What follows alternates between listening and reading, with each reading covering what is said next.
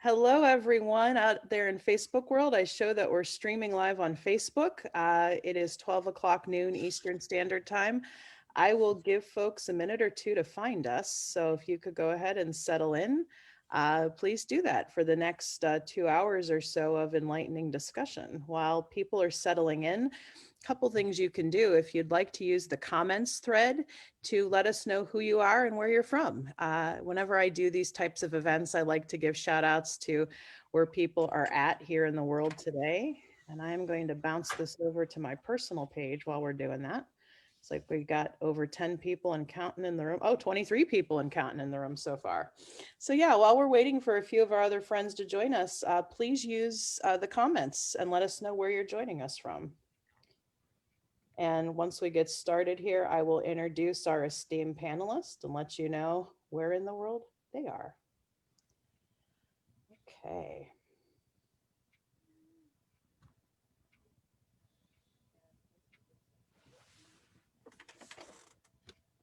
Oh.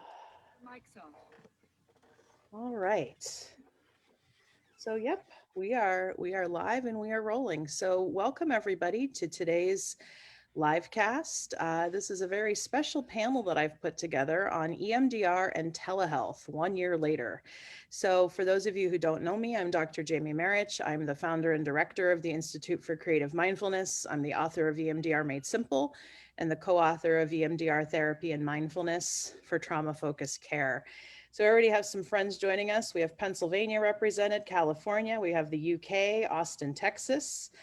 We have York in the UK represented, Dallas, Texas. So please go ahead and keep introducing where you're from. We're 53 folks and counting live online. So we have Lisbon, Portugal joining us, Lincolnshire in the UK, London. Lincolnshire, I like that. Yes. Oh, how do you say it? Lincolnshire. Oh, I'm sorry. Lincolnshire. Thank you. Mark is always teaching me how to speak English properly. So you Americans have problems with this, I know. We really do. I'm the first to admit it. So we have New York in the US, Connecticut, New Jersey, Buckinghamshire. Am I saying that right? Nice. Okay, You're improving. Very well. It's been a minute since I've been to the UK, actually. So I always get my brush up when I'm there. We have Missouri, we have Wisconsin. So please go ahead and keep introducing yourself. And I'd like to go ahead now and introduce the panelists who are joining us today for this discussion on EMDR therapy and telehealth 1 year later. So you've already met Mark Brayne. Mark, go ahead and give a wave. So Mark is a longtime friend of mine. We met through some common connections in the EMDR world. And Mark and I did the one of the first EMDR and telehealth webinars on March 22nd, the weekend after the world really changed and shifted. And so, of course, I had to invite Mark onto this panel because his perspectives are rich in that he's been doing EMDR and telehealth years before the pandemic. Probably on the opposite end of Mark's experience is Blaise Harris. Blaise, if you can go ahead, give a wave, joining us from Raleigh, North Carolina. So Blaise actually completed the second part of his EMDR training with me the week before everything changed. It was one of the last live trainings I did. The last live EMDR training I did, Blaise was in it. And so Blaise's perspective is that he's only really done EMDR via telehealth in this last year. This is his first full year as a clinician. So I'm curious to get his perspectives here. Also joining us is André Montero from Brasilia in Brazil. André can go ahead and give a wave. André translated for me when I taught in Brazil back in 2014, and we've been good friends ever since, and I've been happy to do some work with his organization. André is also a trainer, a basic trainer, and I'm very excited to get his perspectives on what the shift has been like in South America. And then kind of officially representing ICM, Institute for Creative Mindfulness, we have Suzi Rutti. Suzi, if you can go ahead, give a wave. Suzi's a senior faculty member with ICM. She is also now doing basic training online, a lot of telehealth online. Suzi's in Columbus, Ohio, which is 3 hours south of me, or as Mark likes to say in American terms, a hop, skip, and a jump away from me. And Suzi was also well known for putting together one of the first workshops on ethics and telehealth and EMDR specifically in the weeks following the social distancing really going into place. And then also joining us is Curt Widhalm from the LA area in California. And Curt is an ICM consultant trainee, facilitator. He also trained with us, but he is also the co-founder of the Therapy Reimagined Conference, which is an exciting venture, and a co-host of a podcast called Modern Therapist Survival Guide. And Curt has also been instrumental in providing resources to EMDR therapists around issues of ethics and compliance and the shift to telehealth. So I'm very excited to get all of their perspectives today. So jumping right to it, Blaise, I'm going to start with you. What's the last year been like for you as a new therapist, a new EMDR therapist, practicing in a pandemic over telehealth? Interesting, to say the least. I was not prepared for this. I was, thinking in my head, okay, I'm going to finally start doing therapy. I'm going to have an office. I'm going to feel like I'm somebody. I'm going to sit down with people in person and do therapy, because that's what I know. That's what I've been taught. That's what I've been seeing. And then pandemic. It's like, wait a minute. What are we supposed to do now?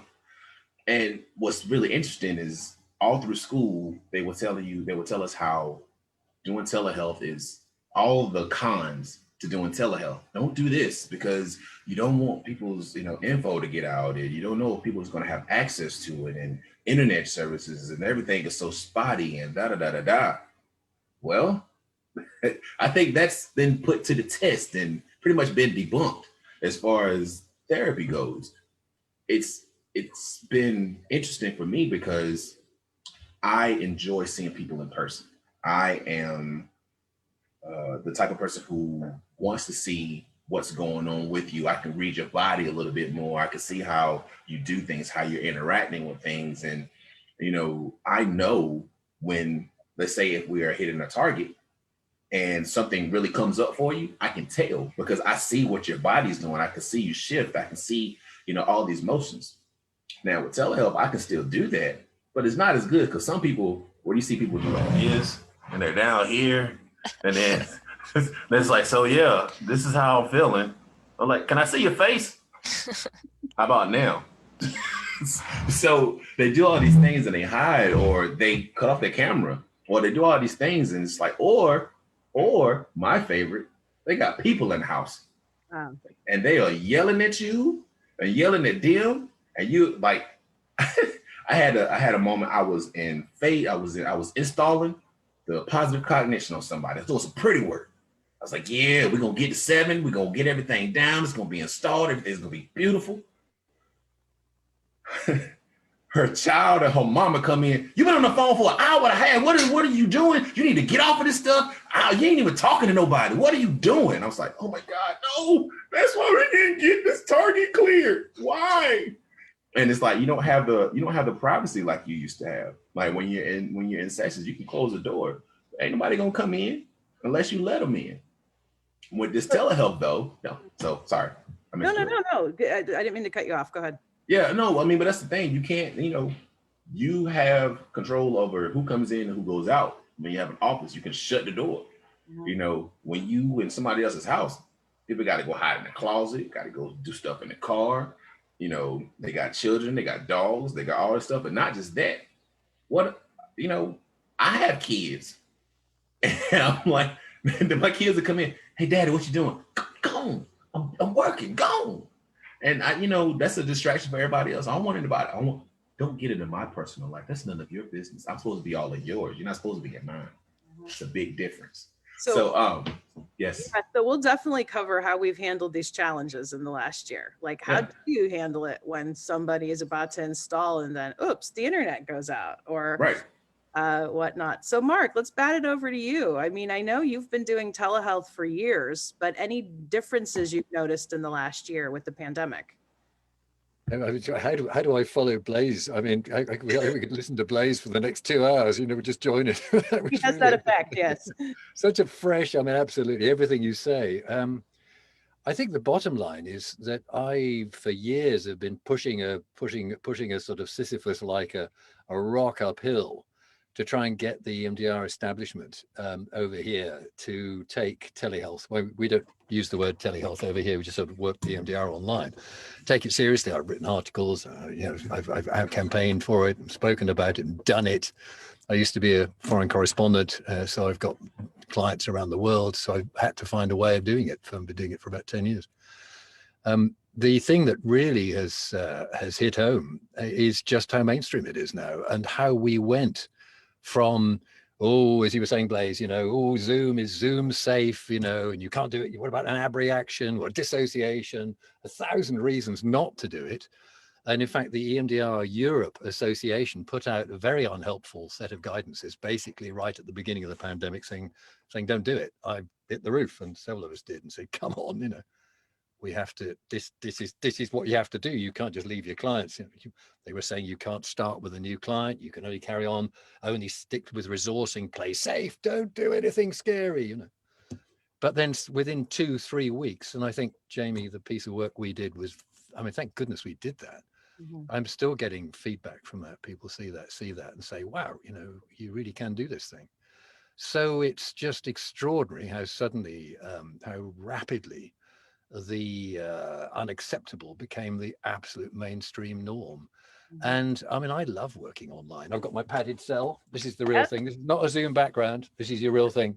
I've got a padded cell. I've got the whole room is soundproofed. I've got a little sort of cubby hole at home in North Norfolk on the North Sea coast in the UK. And I'll never be going back to in person. And one of the things that I'm really keen to emphasize in the many, many discussions we have over here. And we're starting a research project, by the way, which we need to talk about. I need to make a note to self. A research project into client and therapist experience of working online. And we got Sheffield University involved and some money from our local regional group. We're putting into that, a bit of serious money into that.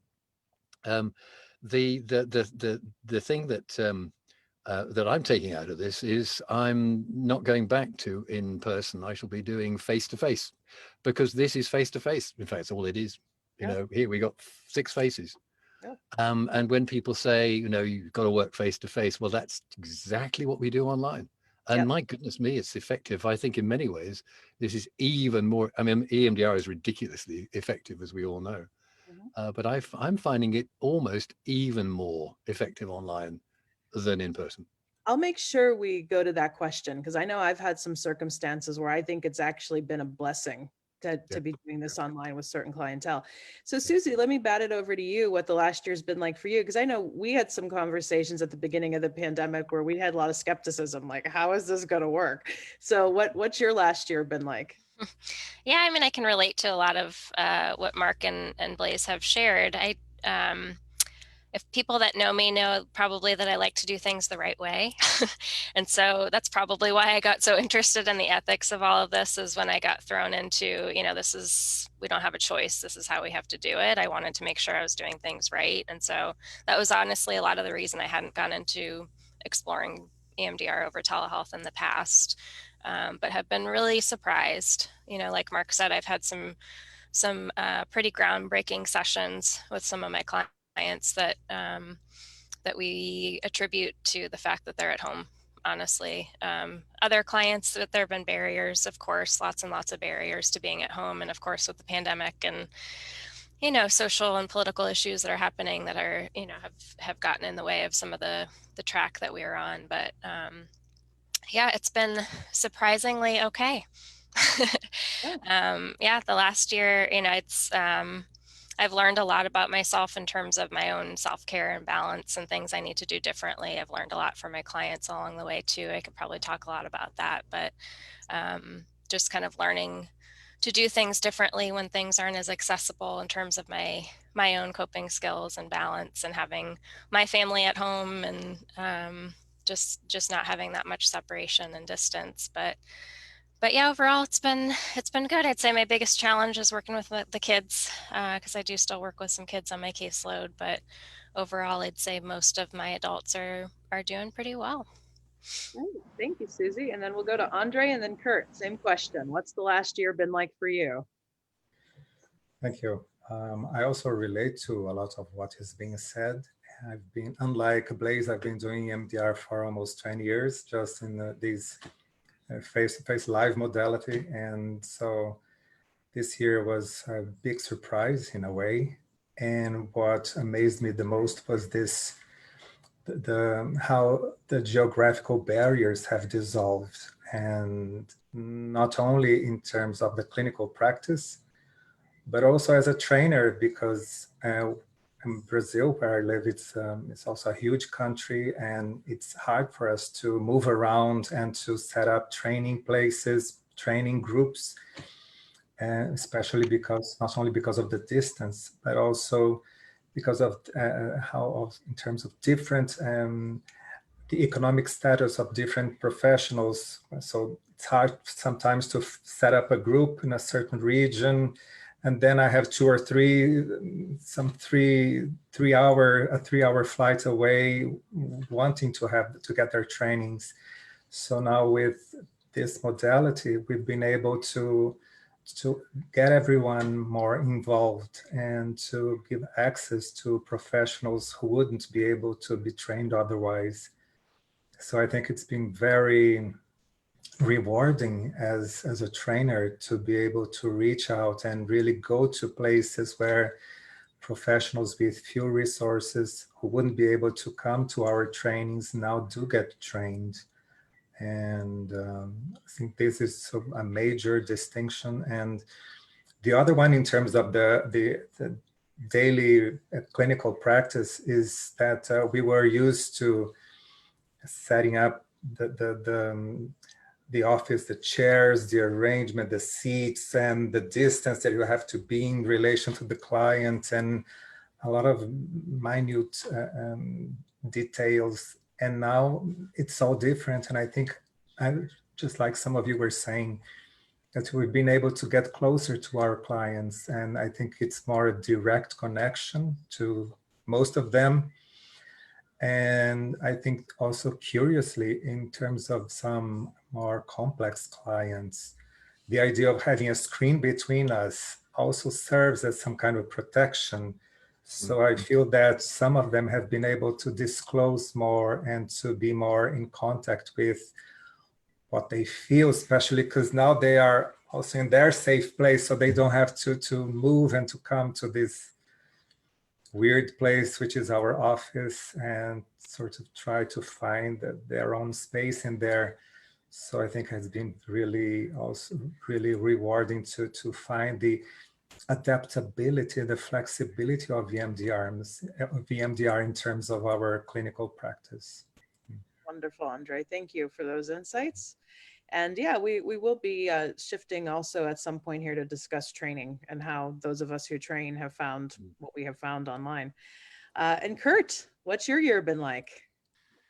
It's been a really big year, and echoing a lot of the same points that everyone else has been saying, is transitioning to home-based work, having my family in the background. I've been working from very different places across the US, as I've been able to quarantine in different areas and get out of the hot spots of LA. And just echoing a lot of the transition stuff, I was really amazed to see that we did more, not only in EMDR, but in telehealth overall. As a profession, we did more in 8 weeks in March and April last year than we've done in the previous 15 years of my work in this field. And to see the general fear that had come up about doing remote EMDR just kind of dissipate, as people were saying, no, there is something that's here. And one of the things that I'd always worked on as a practicum instructor during the trainings is, especially in the part 1 training, of enforcing or encouraging people to really not rely on tech, so that way they could end up really learning how to read the cues of the clients that they're working with.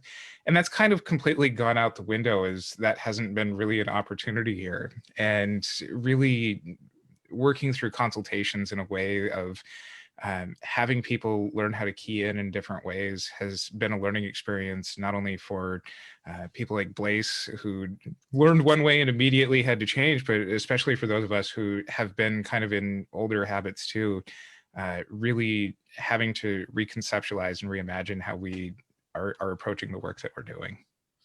Wonderful, Curt. Yeah, looking forward to getting more insights here as we go. So we have over 100 people with us live now watching this. This is amazing. And if at any point you have a question, I am monitoring the comments thread, so please feel free to ask us a question. And Adriana, André's wife, offered to translate if anybody is watching. It was a Portuguese speaker, and it's easier to ask the question in Portuguese. Ask it in Portuguese and she'll translate it over for me to ask, because we have a lot of friends from Portugal and Brazil joining us, which is wonderful. So I think that where I'd like to shift the conversation is to talk about the challenges. Because I think, and I've long believed wherever there's challenge, there's opportunity, right? And I think a lot of us have a horror story we can share from either training or offering EMDR therapy via telehealth.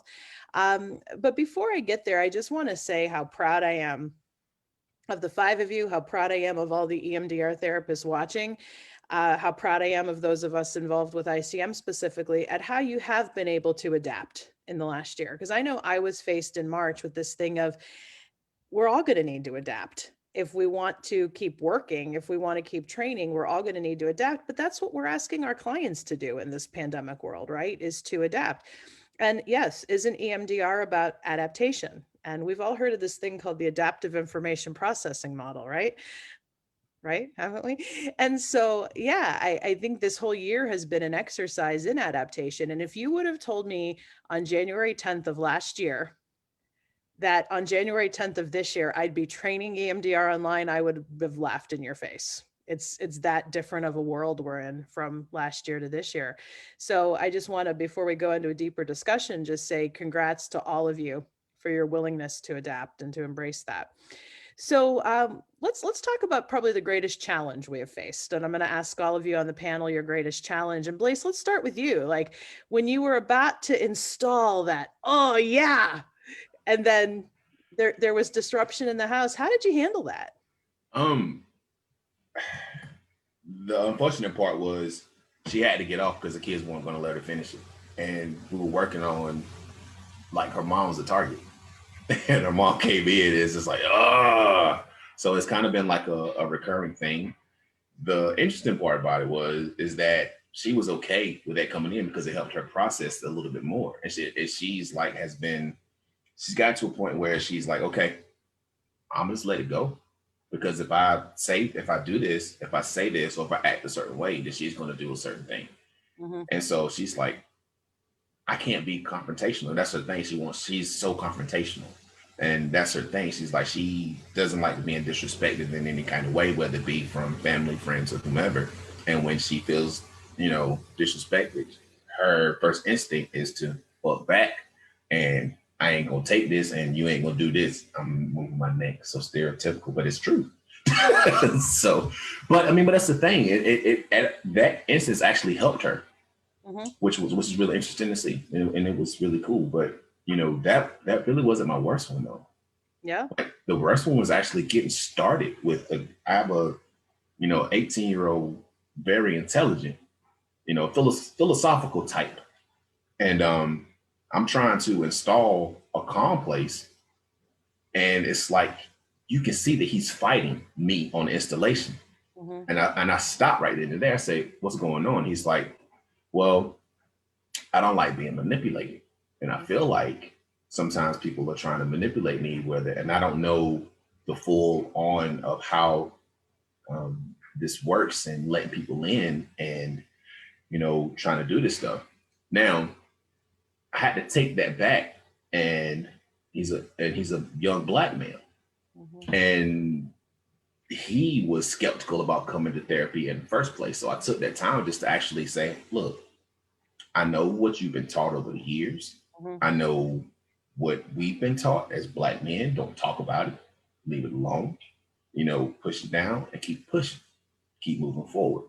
And I told him, I said, look, I'm here to listen to you. I'm not trying to manipulate you at all. I'm trying to help you get to a point where you can do something about these feelings that you're feeling. If you allow me to do this point, then we can go a little bit further. Mm-hmm.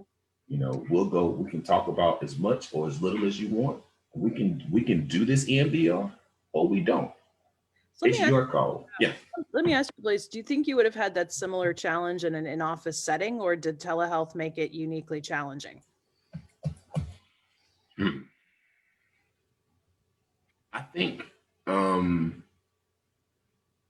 it would have been the same either way. Yeah. With this particular client. Right. But with other ones, and I think what André said earlier, he said we have that screening in for protection. It's like so they'll be more vulnerable. The thing about that is I am very aware how much of a trigger I am for a lot of people. Being, you know, a big dude, a big black dude with tattoos and muscles and all this stuff on my face.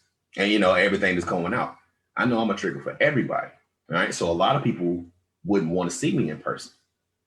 But telehealth, okay, he can't hurt me. He's not a threat to me. He's not doing all this type of thing. That's what I imagine people are like. Because it's like, okay, I actually see what this guy's about. He's actually smiling and laughing and making a joke during these sessions, which makes me more comfortable, which I would have been doing that in person anyway. You just got to get past all of this first. Yeah. So yeah, but I think it would have been the same in that situation. But I also believe that doing telehealth makes it a little bit more easier for people to deal with me per se as a therapist. You know, it breaks my heart that that's the way people can be. Yet, I mean, thank you for your candidness and vulnerability and sharing that. And one thing I learned in the first sessions I did with Mark was how a lot of the same challenges we face in the office are the same challenges we face online. And I think, you know, I stick to the intent of my question here. What's your biggest challenge been? But almost every time I ask that question of somebody, it's like, well, that could come up in the office too, maybe in a slightly different way. So anyone else, just whoever wants, Mark, I see you're unmuted. So have you encountered any new challenges in this last year with the pandemic that maybe you hadn't encountered before doing EMDR online? I think just picking up on what you said, Blaise, I trigger people because I'm 6'4", white, male, of a certain age. You know, I've in person, I can absolutely have, you know, the sort of the opposite end of the spectrum. But I've had people in person who've been, you know, left the room because they find me and they're putting stuff onto me and so on. I think online, probably my personal biggest challenge has been I'm so comfortable doing this. This is my home territory. I was Beijing correspondent for the BBC for 3 years, and I had a padded cell, you know, with just curtains rather than this new stuff that you can buy from Amazon. We didn't have Amazon or some mobile phones or internet in those days, so I had curtains around this broom cupboard. So I used to disappear into there and broadcast to the planet, you know, on BBC World Service, shortwave, a completely different planet it was too. But what this has done with Zoom and other platforms, I mean, just amazing how Zoom has sort of taken off and become the go-to place. It's because I'm so familiar, because I'm so comfortable doing this, I very personally have made assumptions about how comfortable some of my clients and my trainees are. Yeah.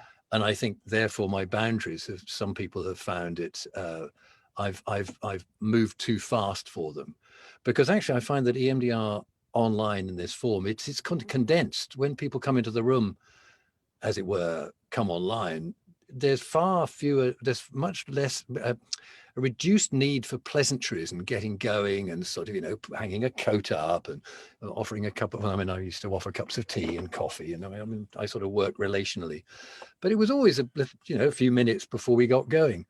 Online, boom, you're in, up and away. So, right, how are you? What's been the dreams? And you're into the processing, which I love, you know, it's just home territory for me. But I think for some of my clients, I've had to say to myself, whoa, let's just hold on, because because we're not sharing a physical space, I have to be more conscious about the physical space my clients are in, because I've only got a little bit of it. You know, we can't both look out of the window. I can't see how many red buses can you see out the window at the moment if they're dissociating, to sort of bring them back into the room. So that's probably been there's loads. Actually, most of it has been extraordinarily familiar.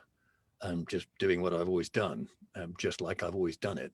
just slightly delivered in a slightly different manner. Yeah. André, I see you've unmuted, so your challenges, go ahead, jump in. I don't know if challenge would be the most appropriate word, but listening a bit more to Blaise and to Mark especially, I think some of the adjustments I had to implement with the clients, and well, first of all, I've been working much more this year than last year, than the years before.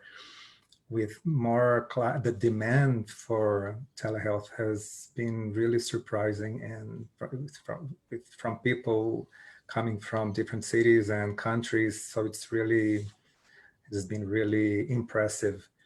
But in relation to this, the idea of beginning a session and ending a session, I've been instructing some of the clients to sit, say, 10 minutes before the session begins in front of the computer and right after we finish the session, so that they can warm up and then sort of what we used to say in psychodrama, de-roll, so to get out of the atmosphere of the session. Because of this, there's no transition now between a clinical setting and a social setting. So how important it is, especially when we say, well, the reprocessing should go on after the session. So to help clients establish sort of a special place a special moment for this to happen. And so this is one of the aspects that has been like a change in my practice. And I think in terms of the challenge, it's not really strictly related to the work of the clinical practice, but the idea of now having to, and also listening to Mark on this topic, the idea of us having to be more active in the social media, and so it's not just you and the client in these four walls, but we have to expose ourselves professionally in different social media, and so I think it requires other skills that I didn't learn at school. And I think it's been this has been the biggest challenge. I was invited recently to take place in a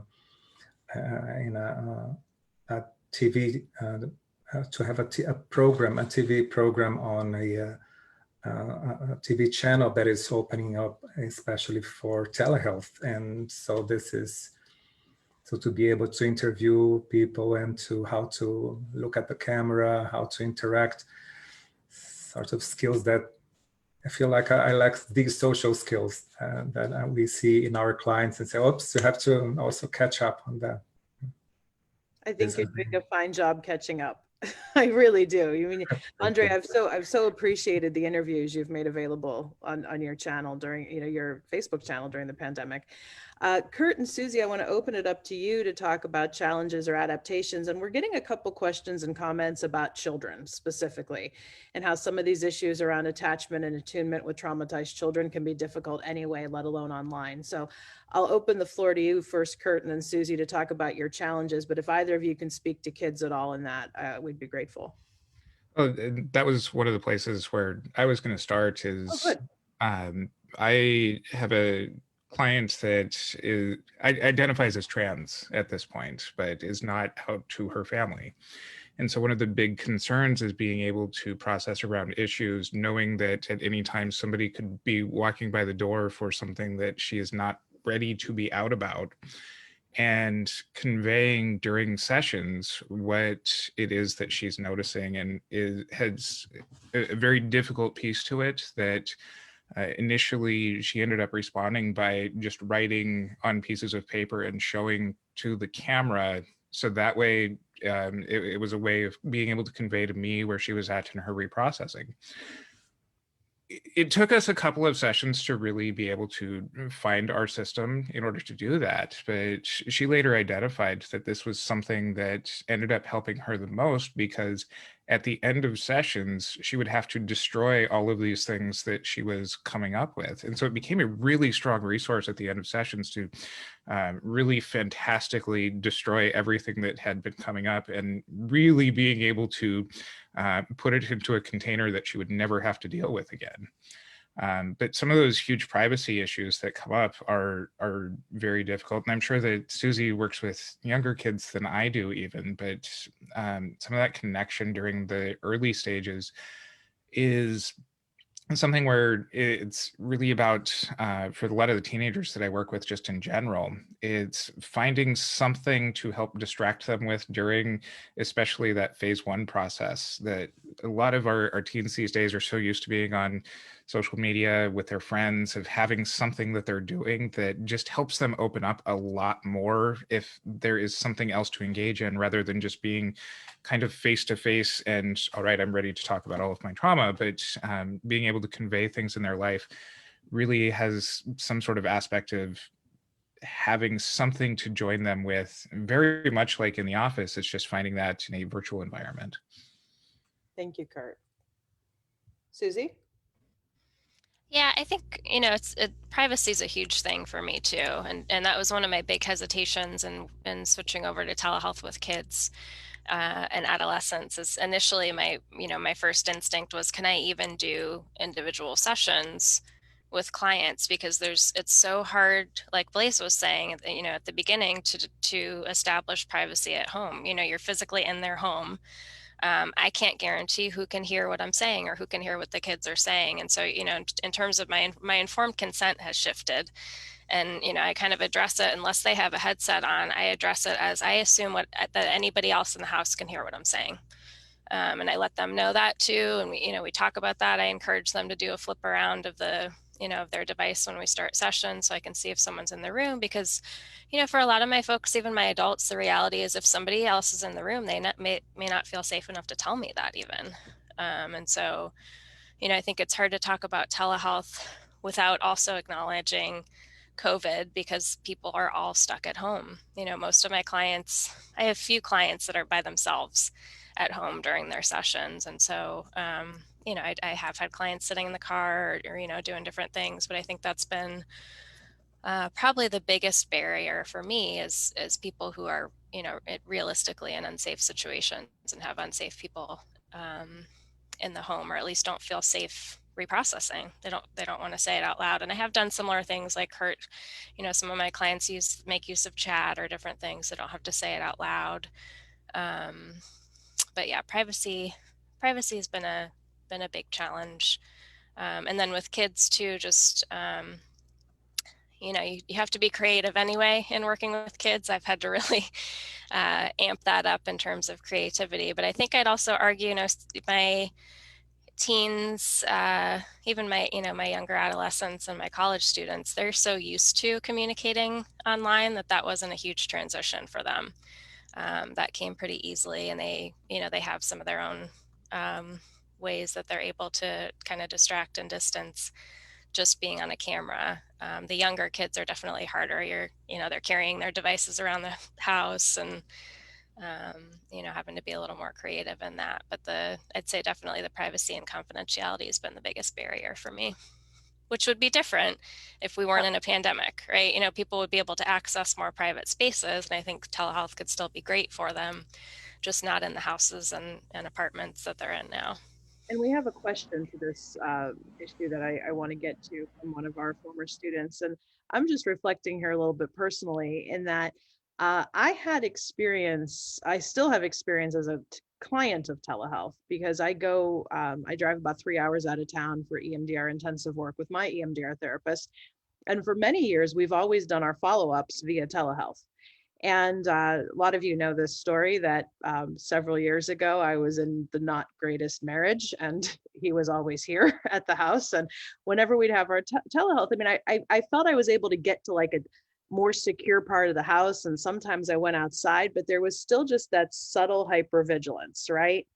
That I can't fully let my guard down with this person who really is the source of a lot of stress and trauma also in the house with me. And now that I live by myself as a recipient of telehealth sessions, it's just like, oh, this is where it's at. And I mean, I had one of the most nourishing sessions of my life as a client a couple of days after the election here with my therapist, and I was able to just do the session. We did our EMDR work, and then I just laid down on my couch and just let it rest and crystallize. But here's the question. So Mike is saying, one thing I didn't expect from telehealth is that some clients liked talking about things in the office because they could leave them there.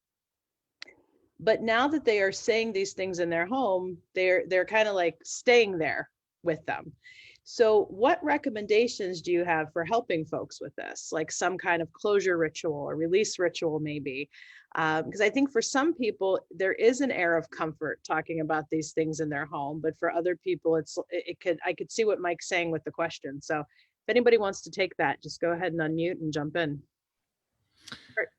One of the things that I did to help address this is a lot of the in-between session resources that a lot of my clients would tell me during phase 1 and 2 work that they were doing at home is actually having them engage in those as part of the closeout session that helps some of that generalizability. I've had a lot more client consistency as far as their between session self-care in engaging things like mindfulness or exercise, that it's a lot easier to have them engage in that stuff when it's literally sitting right next to them in their room. So part of the initial setup of some of the sessions is, all right, before we get into reprocessing today, let's set up the yoga mat. Let's set up the weights that you're going to lift. Let's put your walking shoes there if you're going to go for a walk immediately after session. That much more effectively helps them to have a distinct period of session and then immediately into some sort of care that helps to really help regulate them. Thank you, Curt. Any other reflections on that? How to help people transition back into home life? I can say too, I've suggested to some of my clients that are, they're limited, maybe they just have their bedroom or something that they're in. And so, then there's that association with the therapy work that they've done in their room. So can they sit somewhere different? Can they just not be sitting in their bed, or can they rearrange things in a little bit different way? So then there's a little bit of that transition ritual.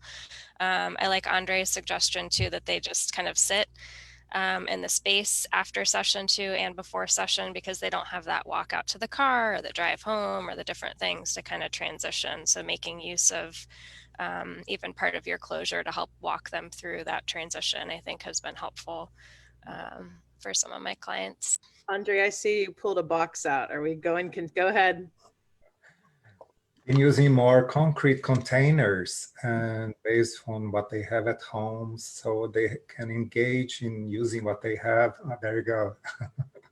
So I show them this as an example, which I find it pretty attractive. And also using more like cushions and asking them to contain themselves and protect themselves with what they have with their own props. And I think it relates more to them than the material that we have in our offices. Nice. Anyone? Mark or Blaise? Yeah. I do. Go. What with me is like a lot of my clients, they have a container, and I say, you know what? You put whatever you need to put in that container, but leave it here with me. I put it on my shelf. That way you ain't got to worry about taking it with you at home. And it's like, okay, I could do that. I could do that. And it gives them that sense of comfort. So they don't got to know about it. So nice.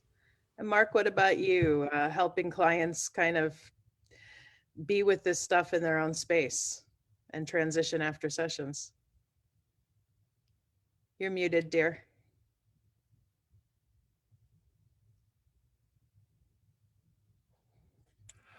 We had the fireworks over London on New Year's Day. With drones, fireworks and drones, and the drones sort of produced varying pictures and letters and so on. And one of the things, the motto of the year was actually, in lights over London, you're on mute. Yeah. It's the most done. used phrase of 2020, right? You're on mute. Is the phrase of 2020. I mean, all hats off to Zoom. I think actually this reflects back on what I said before about the biggest challenge, because I assume, and and experience EMDR as being in itself extraordinarily contained. The structure, I work in a very, very structured way.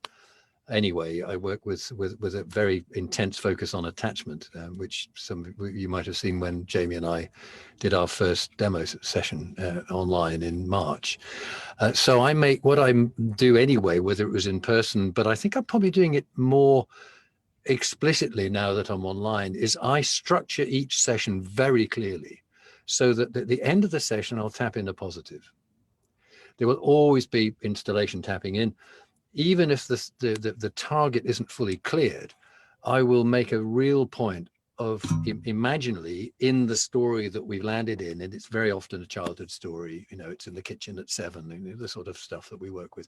I also work very explicit with target identification and case conceptualized informed target identification. So I do a lot of bridging into childhood. So we're working very discreetly in the session with a particular moment that's been identified through the attachment sort of intuition and the bridging. So I get that kid sorted in the imagination, you know, and I make a very explicit point, and in my trainings and workshops, I emphasize this very strongly, is I will never leave a wounded child or an abused child or a bereft child lonely in their own bedroom at 7 or 3 or whatever. I will always use creative imagination to get them out. And so I'm very explicit as I approach the end of the session. Sometimes in a sort of warp speed piece of work at the last minute or 2 minutes, I encourage them to take the little kid, take little Johnny home with them, you know, make sure that we take a photograph perhaps of the scene. Like for the police, we know we're going to sort of store it in the police files. We upload it to the cloud. It can be safely there. So I tend to work mainly in the imaginal world, but wrapping a session. And it's good to hear you guys talking about the sort of the physicality of the actual what's happening after we've cleared down the session. I think probably I ought to pay more attention to that. I make assumptions about how safe my clients are, and sometimes probably I stretch it a bit far. Well, I'm glad you brought up the point about the importance of closure, because closure is key to me anyway, even before the online world, particularly working a lot with dissociation, working a lot with complex trauma, to have some kind of closure rituals, to talk about plans for in-between sessions, to make sure that a person is grounded enough to leave. And I think I'm even more attuned to that working online. Yeah. And I know even in EMDR therapy and mindfulness, Steve and I did a little section on talking to people about, so what's your plan after the session today? And I have been more diligent about doing that here online. Like literally, what are you going to do next? And if it's something as simple as go outside and take a walk, I tell my trainees that all the time. When you're over break, please go outside, because we're sitting in front of a screen all day, especially in the training mode. So I'll give them some ideas for how they could even just go outside and brush off what they need to. All right, the next question and the next line of conversation I want to go into, I wanted to ask anyway, yet it was kind of inspired by a couple questions I see coming through here, which is issues around quality of EMDR online. Because I know one of the big debates that I was pulling my hair out about, being in the middle of so many different opinions on at the beginning, is self-tapping effective for reprocessing? Because I know prior to this, it was like, well, yeah, you can tap in for resourcing, but tapping in for reprocessing might just be bringing in a triple attention, and it might not be as effective as the therapist controlling the tapping, or as effective as eye movements. And, you know, all these petty debates EMDR therapists get into. I won't get into all of that, other than to ask you the question, do you think the quality of EMDR has been sacrificed online? A person who asked the question specifically used the word fidelity. And I know that could be an edgy word for some of us, because I mean, I think anybody who follows my work knows I modify if there's a good reason to modify, even though I am a pretty standard protocol purist. So anything any of you may want to share around issues of modifying, fidelity, quality, does tapping work just as well as some of the other modalities? Suzi, go ahead. Yeah, I don't think that I've gone very far outside of the fidelity of them. I mean, the main thing is the dual attention stimulus, right, is the thing that we've had to adapt. Most of my clients that I see, because I see clients pretty often long-term because of the complexity of their cases, came to me, they'd already been doing some reprocessing, or at least had been familiar in my office with tappers I used most often. So the shift to that was I think hard if I was teaching someone for the first time about dual tension stimulus. I think more maybe preferring the soft tapping, but because a lot of mine like to not have to worry about any kind of dual tension stimulus they had to participate in, I've been using remote EMDR is most often what I use. They either are using the eye movement or the audio. Other than that, I don't think, honestly, that there's that much of a shift in terms of modifications that I've made that I wouldn't be making in the office. I agree from my perspective. Anyone else want to take that one? Curt, go ahead. I'm going to echo a lot of what Suzi said, but really the biggest change that I've noticed is that my clients get more out of longer sets than they did in the office. That rather than doing 30 or 32 passes, we're now going to 36 or 40 most of the time. But other than longer sets, I almost completely echo what Suzi said. Lovely. André, Yeah. fellow trainer, I'd love to hear your thoughts on this. Yeah, I went to Mexico in the beginning of last year to have a training with Nacho Herrero, who with Lucina Artigas invented or officialized the butterfly hug. And some of the things that he said that I've been using in my practice and has been very helpful is to ask the client to do the butterfly hug. And he said this stimulus is not specific for only installation, but it's actually a stimulus that it's also designed specifically for the reprocessing. But what he does, and I think it's really nice to maintain the connection and co-regulation between the therapist and the client, is that we tell the client that we are also doing simultaneously, but we are doing each one on our own rhythm. So I'm going to do on this side and you do on your side of the screen, and your body is the one is the indicator of how fast and how long the set should be. So I find that very organic in terms of adjusting our practice and respecting a more client-centered approach instead of being too technical, and whether this fidelity is going to be harmed in any way.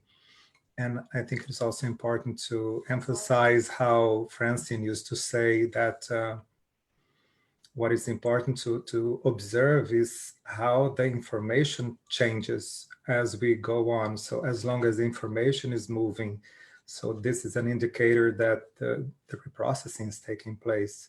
So if it's doing a lot more of this or tic-tac or the butterfly hug, I think for each client, I think it's important that we adjust the technique to them and not the other way around. Beautiful, André. We're getting a lot of participants chime in agreeing with the longer sets issue online and how they've been noticing doing longer sets. That makes me giggle because I've been a long set person even before telehealth. When I receive EMDR, I like long sets. I am a believer in getting clients feedback, and nothing magical happens at 24 or 36. And if the information's moving and they're tolerating or they're in their affective window with what's coming up, I tend to go much longer on my sets. So good point of discussion. So I think Mark or Blaise, we haven't heard from you on this question. Any issues around modification, fidelity?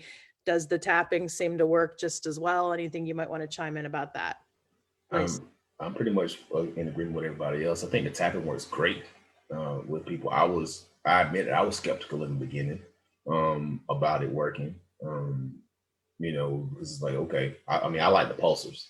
So those is like, yeah, I mean, you know, I like having those and just seeing it.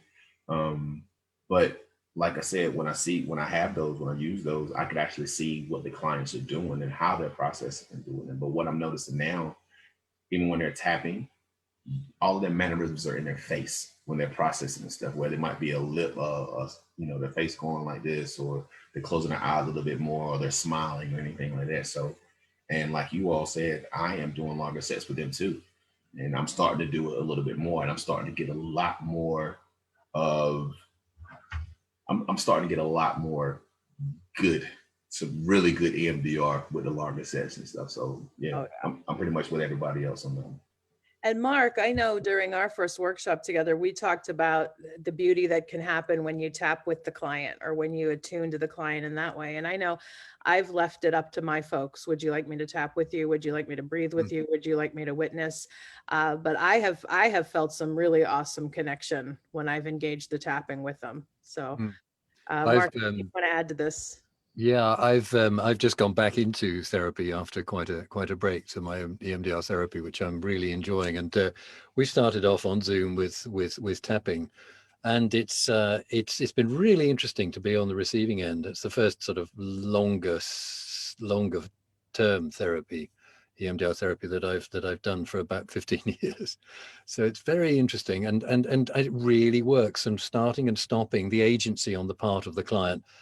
They own the experience in a way that I think is perhaps against some of the fidelity arguments that are made by those who say it needs to be started and stopped by the therapist. Jamie, we've had some we've reminisced about sort of some of the earlier understandings around this.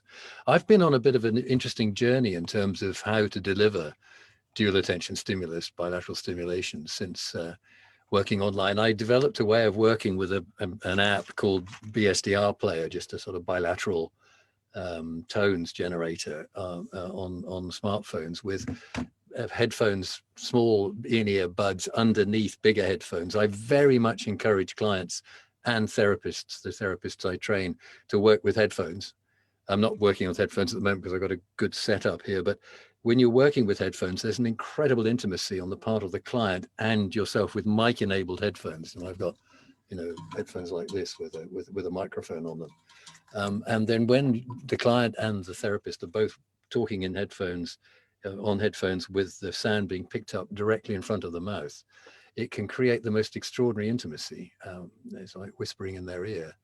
But I started out to develop this way of working, which Jamie and I talked about in the webinar 10 months ago.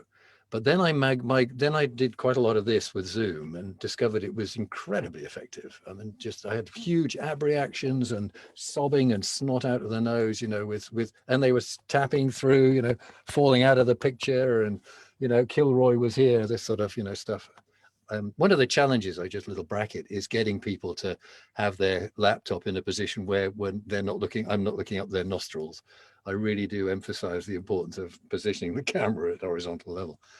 But I've gone through now, I'm a little bit of a commercial plug, if you like, because I'm involved in the development of this thing, is a platform called Bilateral Base, where everything is generated from the therapist, the headphones and the eye movement. And we've got tappers. You can send them via mail to the person, yes? Yeah, with these are going to be, it's all new. These are actually Bluetooth and USB tappers, and the client you can mail these to the client, and then they plug them into the USB, and you've got eyes, ears, and buzzers. And I do all my work on bilateral base these days, so I really can't recommend it highly enough. But it is what works for the client, and this certainly as a fallback is amazingly effective. Right. So before we go on with some other questions, because we're getting some really good ones come through, I'd like to get on my soapbox a little bit about what I've learned in this area. And it's touching on what a lot of you have said already, because yes, for me, it's very both and. It's always very both and. I am a pretty standard protocol purist, and I modify quite a bit, particularly if the client definitely needs it to engage in the standard protocol.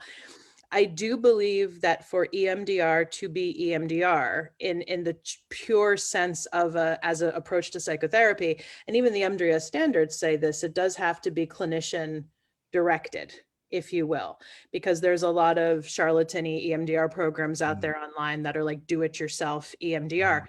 And I think we can still be the one who is kind of navigating the client's experience. But I think any beliefs that we have to be the one who's absolutely doing the starting and stopping can be really getting in the way of the client's natural inherent what they need to do to finish through a set. And I think a lot of what allowing self-tapping for reprocessing has really affirmed for me is trust that the client is really the one driving the car.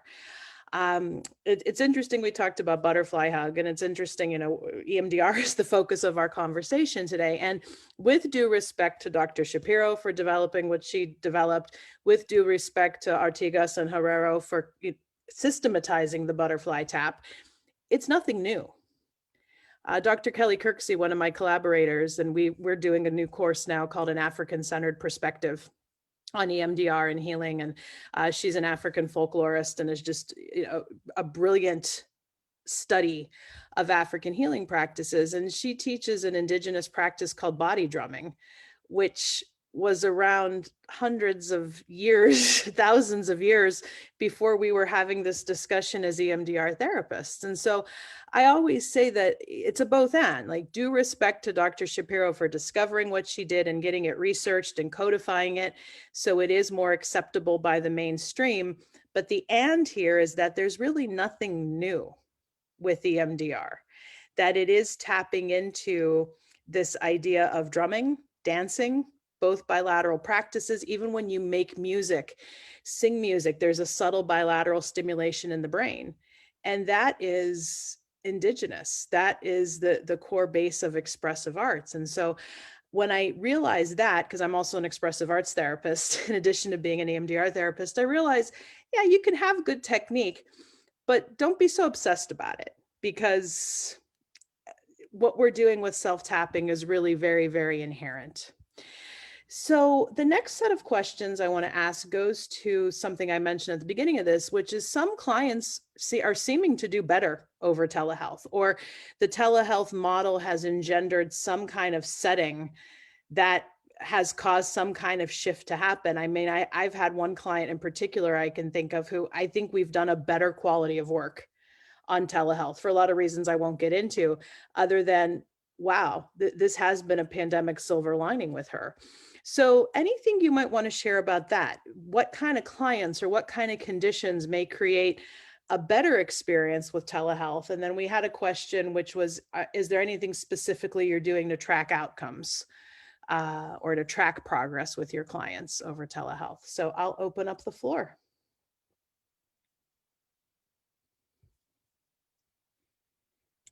Let me just very quickly add, I'm finding some of the psychometrics quite useful to share online. One of the things I like about working online is screen sharing, is to be able to put up I use a PTSD, complex PTSD checker, which is ICD compliant, the International Classification of Diseases, which is the WHO rather than DSM-5, and it splits out PTSD from complex PTSD, but I've got it on one sheet of paper, and to summarize sort of the basic Likert scale, it's rather like the PCL-5, if you know that one.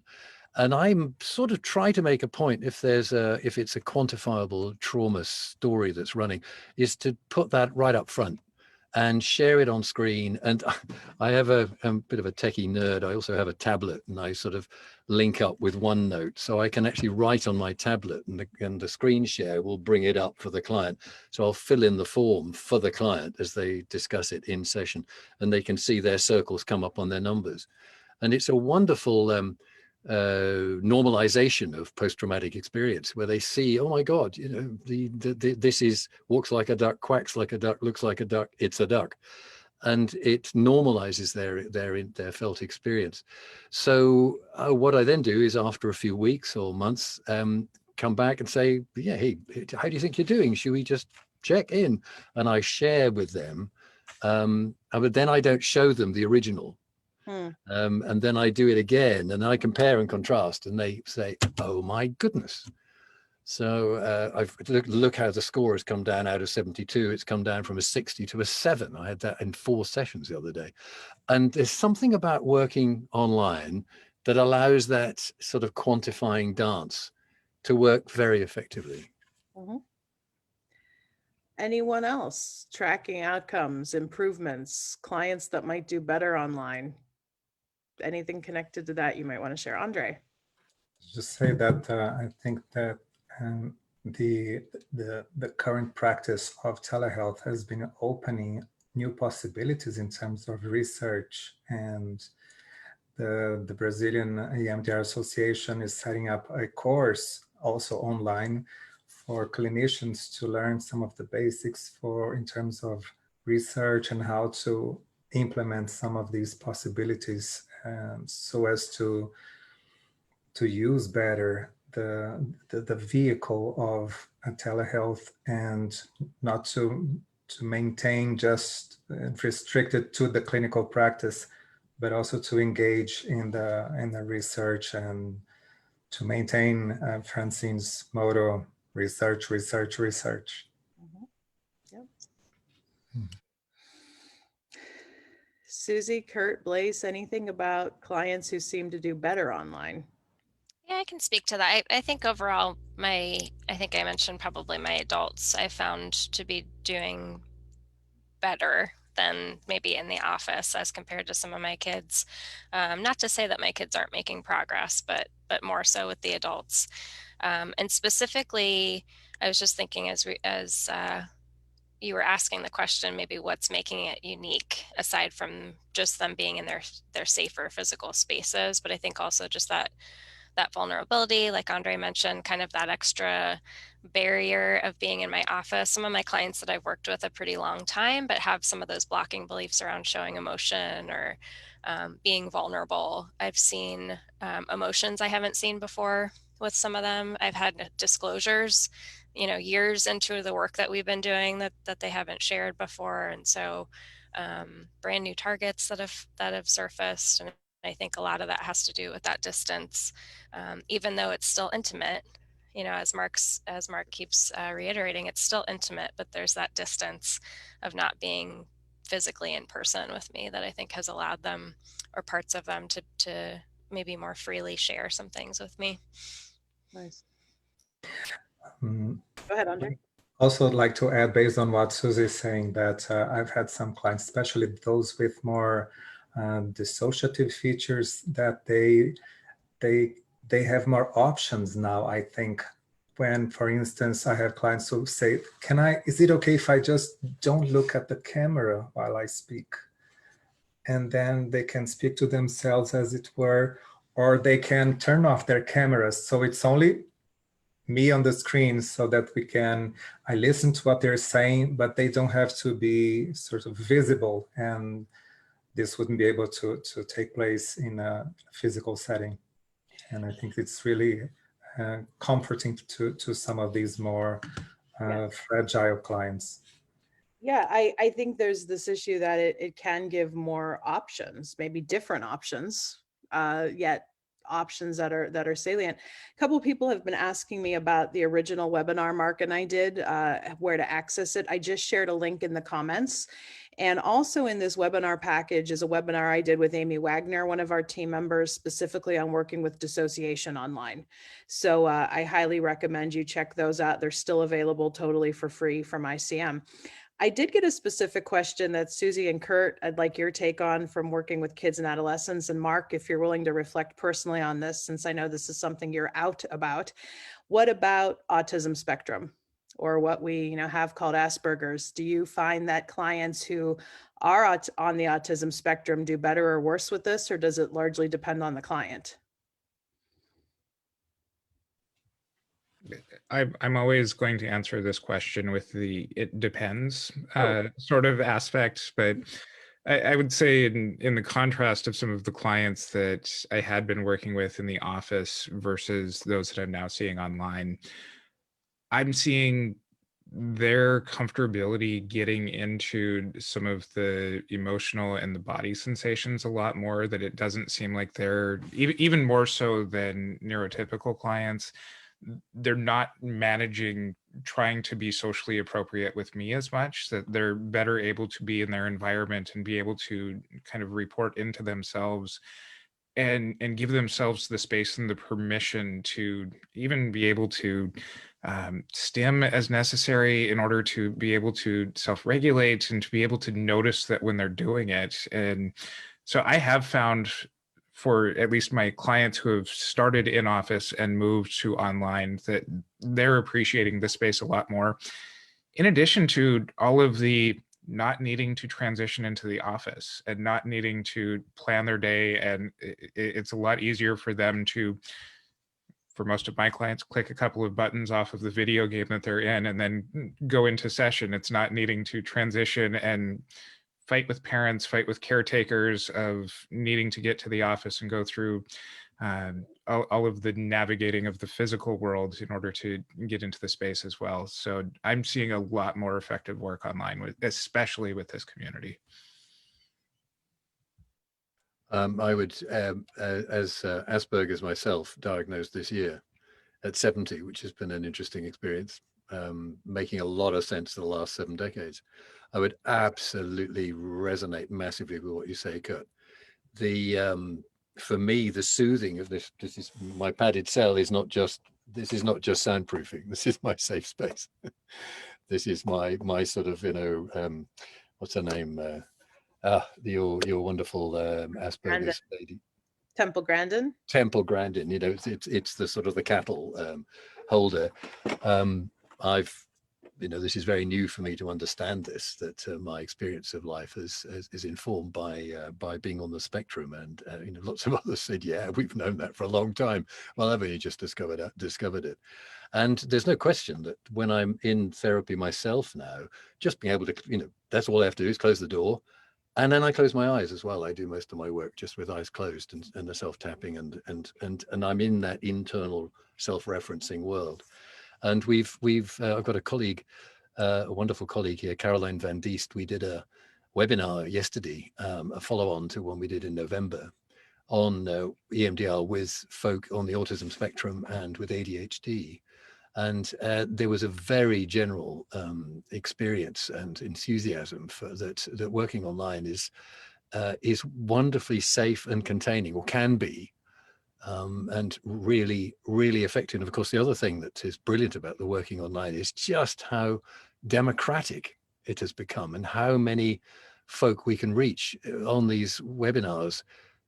Folk individuals who wouldn't come into the work because of leaving home is a big, getting out of the routine is a big thing, as I know, and I've been a correspondent and had a successful life, but I know stepping out of my safe space each time I do it, each time I literally leave this room. I think we've actually got a piece, haven't we, online, Jamie, that you did with me. I don't know if that's still up on your website, where I did a piece on leaving the room. Yep. It's a big step for me just to literally leave my safe space. And of course, folk on the spectrum, you can meet them in their safe space. It's that much more effective. And our meetings, our regional group meetings, we used to have maximum 80, and now we have 270, 300, just like that. So it's, as you were saying, André, it's so much more accessible now than it used to be. Yes. So let's shift gears to talking about accessibility, because I think that's a given when we're talking about clients and clinical access. I always joke, but it's not a joke when I train, that I have consulted with a lot of EMDR therapists who work in places like Montana or Australia, where they're the only EMDR therapists for 3, 4, 5, 6 miles or 6 hours around, right? And so I think there is a lot of implications here for what telehealth can do in the realm of accessibility. I can largely speak to that as a trainer, because the amount of people who have been able to access EMDR training now has skyrocketed, whether it's the official basic or foundational training, whether it's a lot of the special topics trainings we're doing. And I don't know if it's just the necessity of adaptation created a paradigm shift in me, but I did offer some online training prior to the pandemic. And now I don't know if I ever want to go back, to be honest, to seminar-based training. There's some seminar settings I definitely miss doing in person, like going to Chico Hot Springs. Curt knows the reference, in Montana, which is where I would do a training. Yet it's been really cool for me to see people from the Northwest Territories, for instance, in Northern Canada, be able to access training where the travel was just that added a prohibitive element to it before. So yeah, for those of us who train, André and Suzi and myself are foundational or basic trainers. Mark does a lot with special topics. Curt just ran a whole conference online. So what do you think are the implications for this kind of new remote world when it comes to training? What have you learned there? Anyone? I think, you know, accessibility is huge with that. So many more people have access to training. I think it's gone surprisingly well to train foundational trainings. Like Jamie said, I never would have thought that I would have been teaching people EMDR over Zoom. But it's gone surprisingly well for me, and I've been surprised that I enjoy doing it. It's also exhausting. You know, I think that's important to acknowledge too. It's tiring in a different way, I think, than doing in physically in-person trainings, and for the trainees as well. So I think, you know, because we integrate so much mindfulness into our work and we're aware of people's needs, I think we do a pretty good job with that with ICM, of acknowledging people's learning styles. And but it's just something we can't forget, you know, like Mark was saying, like assumptions that we make. I think I need to keep reminding myself if I see someone that's, you know, seems pretty zoned out, or, you know, isn't really engaged in the training, just reminding myself that this isn't a lot of people's preferred way of learning. So just making accommodations for that, I think, is important along the way. Thank you, Suzi. I made a note to talk about the exhaustion factor as an issue. Blaise, go ahead. Well, I was going to say, it's kind of like, I think one thing that we forget is that, as well, you all as trainers and everything, me being still a trainee and everything, it's y'all have already been doing it, you know, with the consultations and everything. And that's kind of like been like the norm for everybody, you know, trying to get experience from, you know, people from all across the country who have, you know, let's say they specialize in, you know, in a certain aspect that you're trying to get. Just, they're not going to be local. You know, you got to do consultation with somebody else from another part of the country to see if you can get that stuff. So I think that's one of the things that ICM has kind of been ahead of the game with, you know, because you guys have already been doing it. Yeah. And it's funny you mentioned that, because I think back to my doctoral experience, and I did a low residency doctoral that was largely remote, but I got to work with the dissertation committee that was all over the US. And this was over 10 years ago. And I wouldn't have done it any other way, because the technological aspect really allowed me to work with the people who were the best, not just the people who were in my area. Curt. And I want to emphasize what Blaise was just saying, is that from a training or an education standpoint, is it gives a lot more freedom to get into the specific topics a lot more in depth, because rather than trying to teach to a general audience who can physically attend some space, that there's a lot more freedom to hyper focus into a very specific technique or a very specific topic that does provide that to a larger audience. And so even from a management standpoint, that there's a lot of opportunity to take some risks and push some boundaries that I think is going to be beneficial to our field as a whole, because we're not just trying to operate within kind of this, well, here's people who are, you know, 3 months into their training and need, you know, a certain level of support, versus people who've been doing this for 15, 20, 30 years, that we can create hyper-specific content now that does allow for not only in the consultation process, but also just in webinar access, that allows for us to share this knowledge in a lot more efficient way. Yep. André. And just like I was saying before, I think it's important to recognize how much, at least in my country, EMDR is still not that well known, and how the telehealth training is very important in terms of reaching people who wouldn't be able to do their trainings otherwise, because they wouldn't be able to set up a group where they live. And so they have to do the traveling, and this may be complicated. And I think it's very important that EMDRIA and also EMDR Europe have made it possible for us to do the trainings and on this virtual interface with our participants, so as to protect ourselves in these difficult times. And I wonder what's going to happen in the near future, or even in the long run, how to what's the idea, to go back to what it was, or to be able to choose, or maybe try to find some hybrid forms of teaching where we can have in vivo participants and also distant learning. Great. And Mark?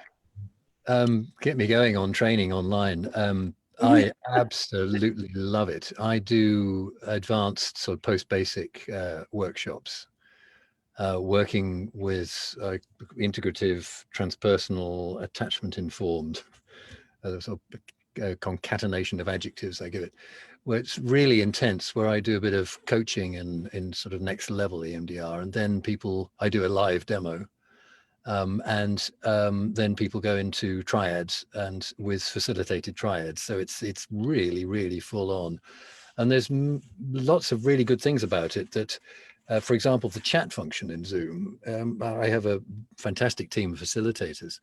And when I'm doing a live demo, they comment in the chat in a way you couldn't do in person. You just literally couldn't do it. And they can say, do you see what just happened? Or somebody might say, why on earth did you just do that? What was that about? And then somebody will say, explain probably. And then we unpack it with the client afterwards. And then the facilitated triads, where this is a bit of a challenge, because obviously in the physical space, when you've got triads working and say you're responsible for 2 or 3 triads as a facilitator, you can watch the other triads out of the corner of your eye. They can put their hand up. So that is a challenge. That is better in person, but that's about the only thing I think that is less good online. And of course, you can scale the training up as well. In the workshops, there's a physical maximum you can get in a room, and obviously with social distancing, that's very small now. And I wonder how it's going to be, as you say, André, what's going to happen when we transition back to the old paradigm. And those of who I know who've experimented with hybrid training, they find it doesn't really work. I'm going to stay online, and I really hope that the EMDR associations, EMDRIA and EMDR Europe, continue to validate either online or in person, that they don't say, this was just a blip and now we go back to where we were. But the other thing, just to briefly to say, Jamie, is just the geographical reach. Because I have people from the States coming into my trainings. We were going to go with my wife, who's also an EMDR consultant. We were going to go to Australia and New Zealand in their Antipodean winter in our summer last August. Of course, we couldn't go. So we did the whole thing online. And we had people from all over Australia and all over New Zealand. And it was extraordinarily effective. And we've got supervision groups that continue in a way that simply wouldn't have happened the old way. So I just love the training online. Well, I do have to say, I will miss actually traveling to Brazil to be with André, because I'm training in Brazil via Zoom, and André's translating here the first couple weeks of February. So it's interesting reflecting on online versus in person, because to Suzi's point, I do believe, and I've believed this even before the pandemic, that there are different learning styles for different people. Curt used that phrase, it depends. I swear one day I'm going to write a book called It Depends, because so much of this is person to person. And I think some people do thrive learning in a conference-based, office-based setting. I've seen people thrive online. And one thing I will say about online EMDR training is our students are getting an amazing telehealth practicum. And at least the world as it is right now, that's what they need. And I've also gotten feedback from my trainees, because some of our trainees in certain parts of the country and under certain conditions are able to see clients one-on-one in their offices. And I've asked them, has what we've given you in the training via telehealth been translatable to their offices? And I'm pretty consistently getting a yes, because we do take a point to show them videos of what EMDR looks like in office. And we encourage our trainees online to try this with an individual you're maybe not socially distancing with, who you see, or a professional colleague who's able to help. So yeah, a lot of the challenges that I thought would come about with training just aren't there. And I think, yes, it does take a person who is willing to take good care of themselves to be able to train online. Because like Suzi said, it can be exhausting sitting in front of a computer for 8 hours for 3 days. And then on top of any exhaustion that you're dealing with in terms of standard telehealth. And I know the biggest exhaustion thing I have had to attend to is my eyes. So making sure I ice pack my eyes at the end of the day. There's a yogic technique I do throughout the day where you can generate some heat, and as long as your hands are clean, you can bring them over the eyes and massage the head. That becomes very important. But in terms of exhaustion, and this is just me, I'm not saying this is the case for everybody, I am a lot less exhausted training online. And part of that is my reality before this pandemic is I was traveling 2 to 3 weeks out of a month. I've not been on a plane since March, and my body's thanking me for it. And like I said, in a post-pandemic world, I still plan to come to Brazil. I still plan to come to the UK. Blaise, I'm not sure how I feel about going to North Carolina so much. Curt, I'll come see you in LA. But I think I can be a lot choosier about places that I physically travel. And as somebody who is out about my struggles with dissociation, I will tell you, for me, the screen is protective. Because in an environment where I'm doing training, I have to super consciously ground myself before I train, or the little distractions can really get to me. I still have to do that in my room here in my office, because I'm still dealing with, especially in Ohio in the fall and summer, lawnmowers and different sounds. People coming up to me over breaks, which I enjoy. I definitely do, but I feel the computer gives me a little bit of a barrier of protection. So that's just my feeling about it. And I got one little technical question about training. What are we doing with the practicum ratios? I find with Zoom breakout rooms, I'm able to keep a similar practicum ratio to what I do for in-person trainings. My ideal training size for a basic is 40. Our group does allow people to go up to 54 as long as there's proper staffing. And part of that proper staffing includes them managing the chat while I'm lecturing. That's how we run it in our program. But a lot of it translates in a way I didn't think possible. So Suzi, go ahead. Yeah, I was just going to add, just to speak to the practicum piece. I definitely agree with Mark's point that with the practicums online, you don't get to see the full room. So there is that piece of, if you see somebody kind of struggling or fumbling, unless they've raised their hand in the breakout room, it's a little harder to attend to. But we're also hearing, I think people would agree with us, the feedback from participants, especially my participants that took part 1 in person and part 2 online. The privacy of the breakout rooms allowed them to really experience EMDR in a different way. And so I think that piece is cool, is that they get that privacy of not being in a big space, with other people around. We do our best to have, distance and privacy for the practicums, but you only have so much space. And so that part, I think, has been cool for the participants. We're overwhelmingly getting that feedback, about privacy. So let's pivot slightly to talk about the exhaustion factor. Whether it's exhaustion you may experience as a clinician doing telehealth, exhaustion you may experience as a trainer, exhaustion you may experience as a human living in this apocalypse in which we find ourselves. Any wisdom you'd like to share on that you have learned for yourself that you might like to pass along to other trainers or other EMDR clinicians here? Curt? I'm a very big fan of being intentional about, I'll just put it under the umbrella of self-care, that it's something where it is not a luxury, it is a lifestyle that you have to put yourself into. And even with all of the intentionality that I do, it's sometimes very difficult to maintain and prioritize that. Then one of the examples that I use is during the time change back in November, I had gone away from my family. I had to come back to LA for some different reasons. But during that week, I had to create a 6-hour course on suicide assessments, all by myself in my very dark and lonely house. And very quickly found that without that very structured self-care of being able to create the environment around me, to transition my day, to make sure that I am taking regular breaks, going outside, even just being in a space that is not my workspace hour after hour, it is phenomenally refreshing. And the same goes with having clients, that even if I see back-to-back clients, it's I'll go outside for 3 minutes in between sessions just to kind of get that reset going. So that way I can maintain my refreshness and bring, you know, the same quality of sessions first thing in the morning as I do late at night when I'm working with clients. Thank you, Curt. I know you all have something to share on this, so let's make the circle. Blaise. So it's interesting that this topic came up because it just made me think of, you know, a difficulty for me being a full-time first year clinician. Just knowing when to take a break because, you know, being a single dad and needed to make an income and just doing this transition from going from fire service to this, you know what, take a break, step outside, see some, you know, get some sunshine and stuff in. But what Curt was saying, my self-care has also been on point too, though. Well, my heavy bag, I beat the mess out of it, especially after heavy sessions.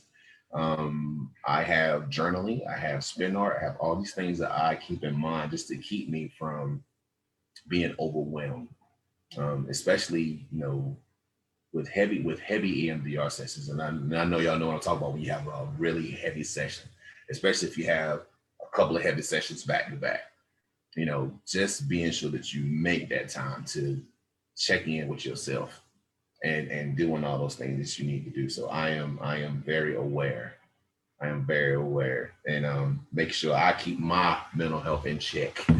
With that stuff, like Mark said earlier, he said he went back to therapy after so long.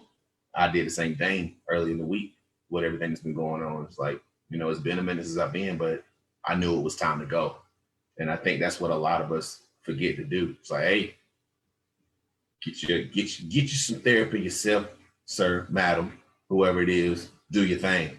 So yeah. Hey, man, you're not going to get an argument from me about that.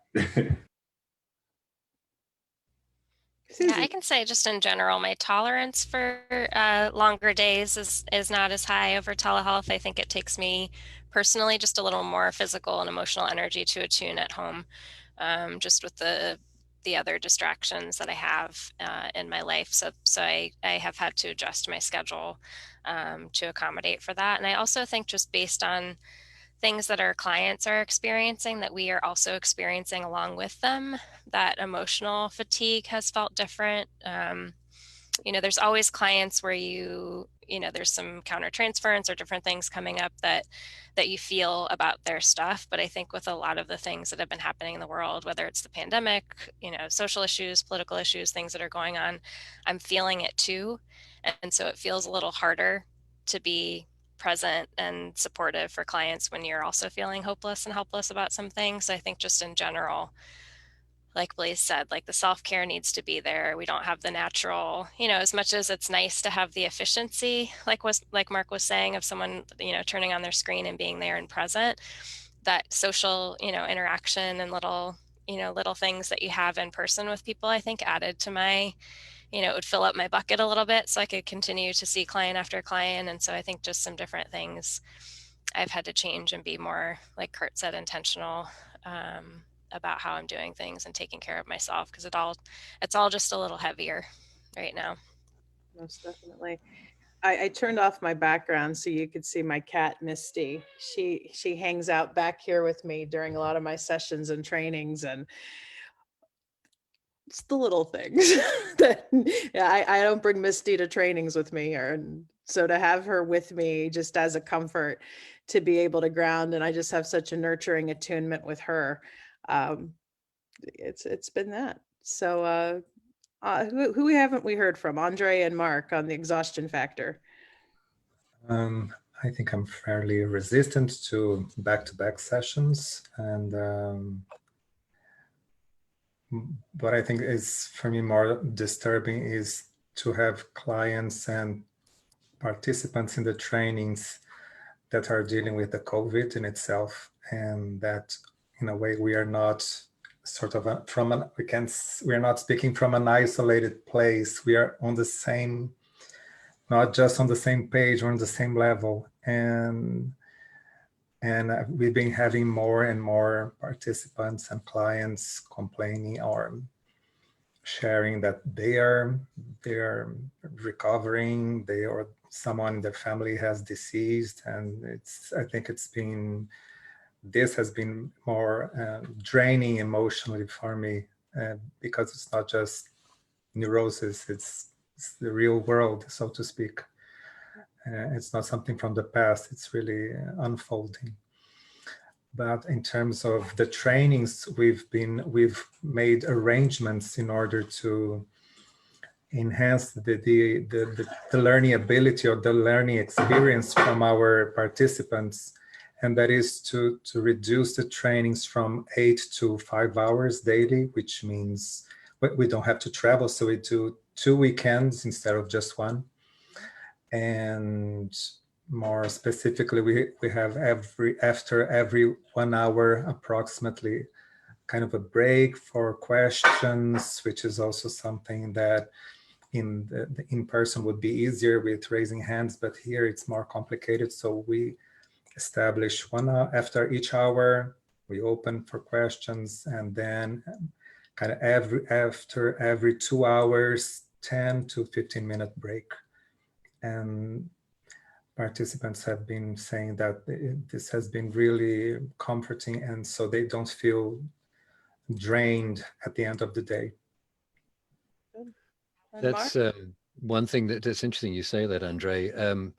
We're experimenting with breaking the 2-day training into 3 days, 3 shorter days. Literally this coming Friday, Saturday, Sunday, my workshops are called Unleash Your EMDR, Release the Magic. And if anybody wants to join in, wherever you are, you can, as a bit of a commercial plug.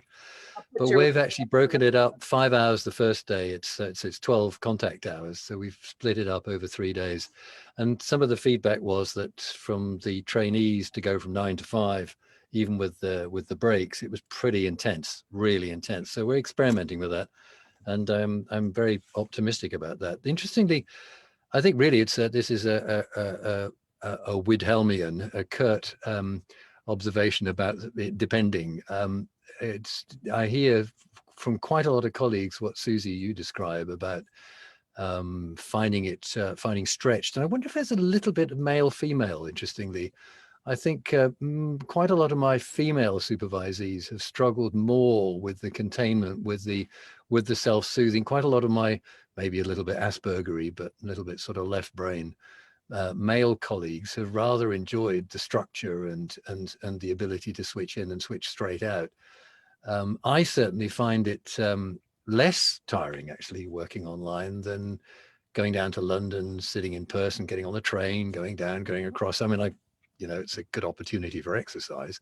So I have to make more effort to get out on my bicycle as a specific exercise rather than building it into my routine.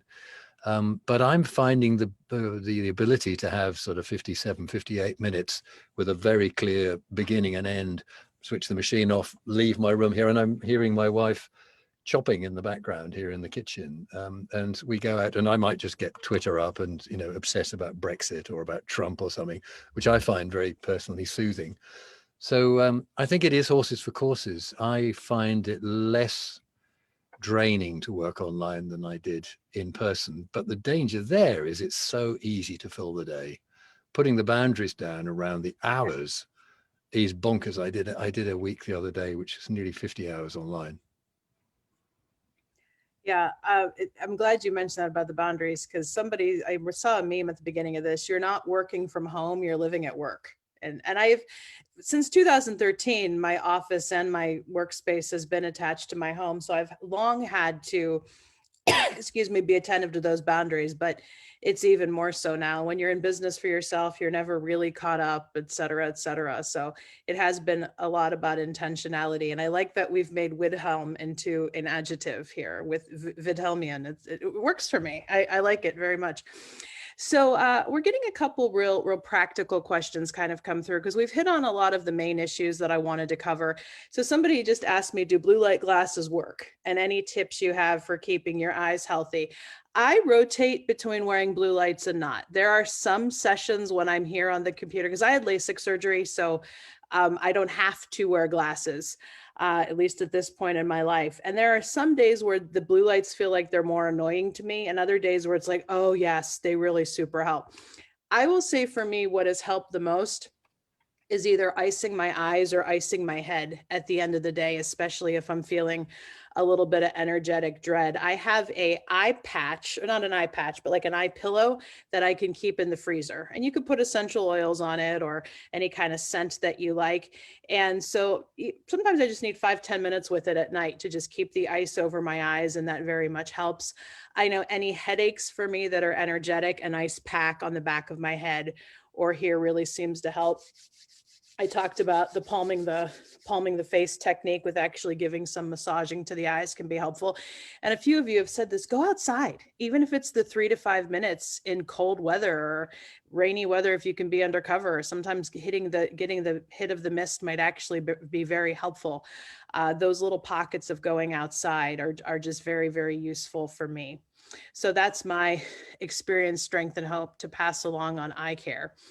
Another question I've gotten is, are you doing conventional 1-hour sessions online, or have any of you gotten into more of the intensive work online over multiple hours in one set? Because I know, Mark, you work pretty intensively. I wish I had space to do intense work. I think online would lend itself very well, but in person lends itself very well to EMDR intensive. I don't know, Ricky Greenwald is sort of your way, because he's doing online, he's doing intensives, and I guess he's switched to online. I haven't heard a lot about colleagues yet. His team is continuing to do intensives online for people who want them. One of his people is actually my personal therapist. I can give a little insight that she has offered me online intensive. I have felt safe enough to drive to see her under protocol. So I've worked with her intensively in person, but we've continued to do our follow-ups online. And I'm not opposed to doing like up to 3 or 4 hours with her online. I say right now, anything more than that feels like a bit much, but I also said I wouldn't train EMDR online a year ago. So who knows? I have done intensives in person before, and after following some of the workshops that I've done with Ricky, and I'm glad to hear Mark bring him up and the fondness for him. And much like Mark, my schedule doesn't allow for that to happen with any sort of regularity in my schedule. I think for me, in making a decision about it now, I'm still in an uncertain place of if I would really evaluate that. And I guess if we're still using my name as an adjective here in the it depends sort of way, I would really want to make sure that I have a good understanding of the client's ability to do that, and to probably be flexible through the first couple of sessions to see if, oh, we had planned for 3 hours and 90 minutes is it, like of really having a good open communication with any clients throughout the process and making that decision together. Marvelous. Suzi. Yeah, I agree. Same. I don't really have the time in my schedule right now for the half day kind of sessions. I have done some 90-minute sessions, which have gone really well. And then I've done the opposite of that with some of my really young clients. We've done as short as 30-minute sessions. So it just kind of depends on what the client's needing, but the 90-minute sessions are good. And I agree in terms of the awareness of how much that can take out of someone to do those, 3-4 hour sessions or full day sessions, that the tolerance may not be there over video. But how are curious our to New see. York colleagues? How are our New York colleagues managing this? Because in New York, everything goes at sort of twice the speed, and your basic session in New York is sort of 45 minutes. I wouldn't want to be doing online work at just 45 minutes, nor in person. I mean, what's the sort of, in the States generally, do you, yeah, is it very New York? It's just, I don't think it's specific to New York. I mean, the 50-minute clinical hour is kind of what we're spoon-fed here in the States. Yeah, well, we have that here too. But yeah. I mean, in New York, it was going down to 40 minutes and 40. Yeah, some states, yeah, we'll take it, or some agencies specifically, where it's as low as 45 minutes. And I think this is an issue we're talking about that's not necessarily unique to telehealth, because every time we train, we get these questions like, what's the ideal length for an EMDR session? Can you do EMDR in the 45-minute hour, the 50-minute hour? And my answer from my heart is always this: my preferred length, and I've done this online and in person, is the 90-minute session.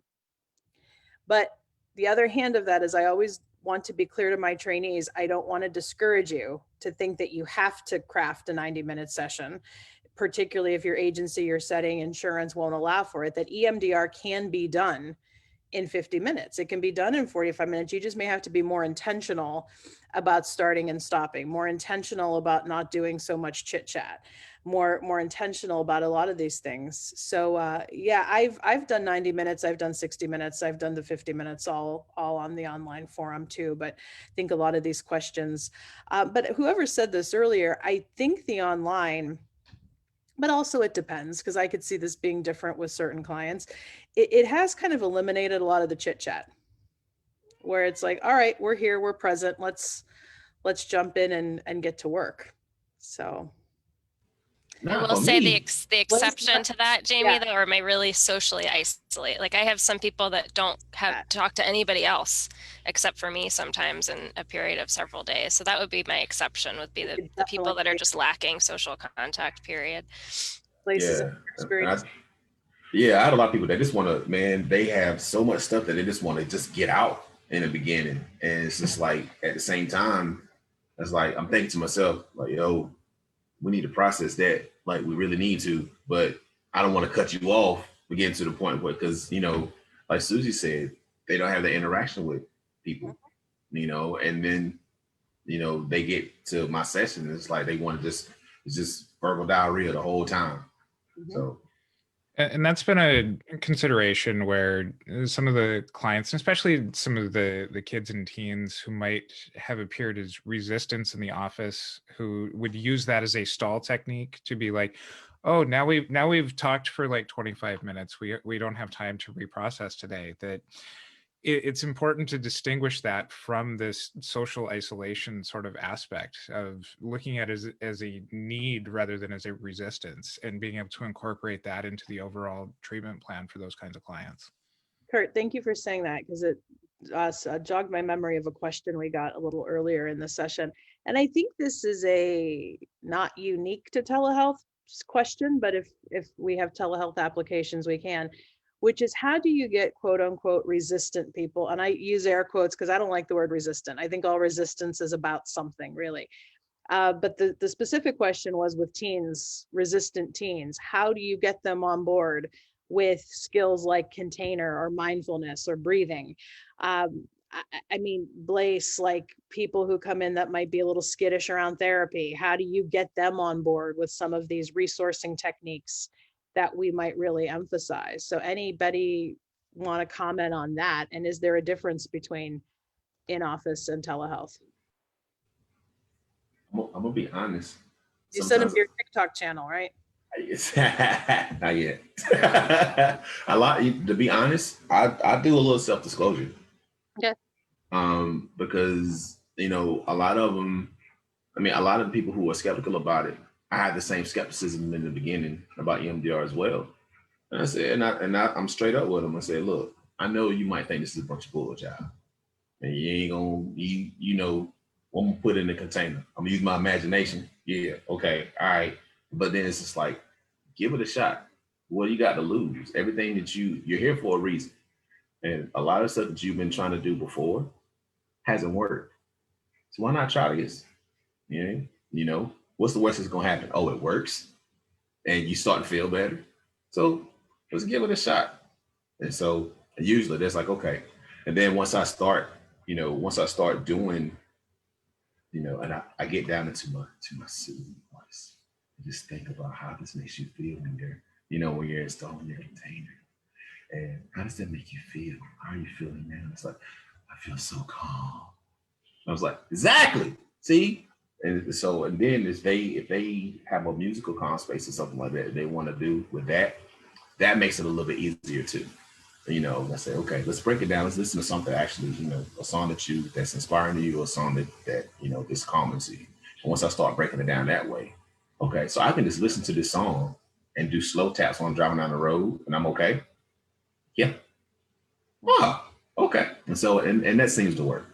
Well, and you bring up a big part of my teaching, which is we have to be outside the box when it comes to resourcing. That one calm, safe place is not going to cut it. Even when you teach breathing, there's not one way to teach breathing. And if you've done any of my mindfulness workshops or have read in my work on mindfulness, I try to really break that down and meet people where they're at with it. While I turn the question over to the rest of the panel, I will share in the chat the free webinars link again, because I still have a free webinar up for a workshop I did called EMDR Phase 2.5, which is a construct I have out there basically about expanding resourcing. That really helps us link phase 2 to phase 3. So you can take that completely for free. It would be a good ancillary to today. So Suzi, Curt, André, Mark, how do you pitch resources and all this crazy stuff we sometimes do to people, especially young people who might be a little more resistant? I echo Blaise on a lot of self-disclosure. I have a curated version of my EMDR story as a client on my website, and really even help to give a lot of clients that permission. But especially when it comes to teenagers, I think philosophically it's the same as being in the office with them. It's getting into their world, and it's using the kinds of language that they use. For a lot of my kids, I'll talk about resources or container kind of like inventory on Minecraft. Like there's certain things that you can intentionally put here. It's putting it into language that they already understand and really being able to transform from the world that they know rather than just putting it into EMDR terms, and really helping it be ownership of their own process. Yeah, I agree 100% with that. Finding something that's relatable for them, and just adjusting your metaphors to what they will relate to. And then some of what Blaise does too, probably in a way of like, how's that working for you so far? Kind of try their ways, and then see if they'd be willing to try something different or something new. My clientele is usually older, but I agree that it's oftentimes it's very important to self-disclose and make them feel more comfortable. But I also try to evaluate what is it that I'm doing that maybe makes them feel unsafe, and maybe it's just a matter of psychoeducation that they need, or maybe it's something like thinking from a more dissociative perspective, a message from the internal system that is saying, oops, maybe you're going too fast. Or so I try to check with them the rhythm, the pace. You think maybe we're going maybe too fast, or how can we adjust? How would you know that we are on the right track or on the right pace, or maybe we need to slow down a little bit? Because even though we are talking here, then we don't know each other for a long time. So anything that I can do to make you feel more comfortable. So, and try to have more of a curious approach and not really a psychoanalytical interpretation kind of stance. Thank you, André. And Mark? What I find interesting is that as the conversation has gone on today, we have found ourselves shading into the kind of conversation we would have had 2 years ago or a year ago. If actually fundamentally, and that, as because we're sort of approaching the end, aren't we? As we sort of circle back to, well, a year on, what difference has it made? Well, listening to our conversation, I think when Jamie and I did that webinar in March last year, which was on the Sunday, wasn't it? And I think the following day, Boris Johnson announced the full-on lockdown here, late, typical Johnson, but we don't get too political about that. But just how far we have integrated, normalized the experience of working this way. The thing that just amazes me and reassures me is it's now weather. It isn't suddenly a whole new system. The speed with which the community internationally moved into owning this new space and doing it well and discovering that it works well was actually, looking back, I mean, of course it was going to happen like that. But if you think where we started and the resistances and the fear and loathing and the panic and the worry that there was, I think it's a massive credit to the whole EMDR, certainly the Anglo-Saxon community. I'm sure it's happening in Germany and France and places as well. You know, what a difference this year has made. And the conversation that we're having today is increasingly the conversation. It's about doing EMDR well. And can I just emphasize the research, this research project, just quickly to come up on that. We've commissioned this research from Sheffield University, and we're looking at the therapist experience of working online and the client experience of working online. And we want to do this globally.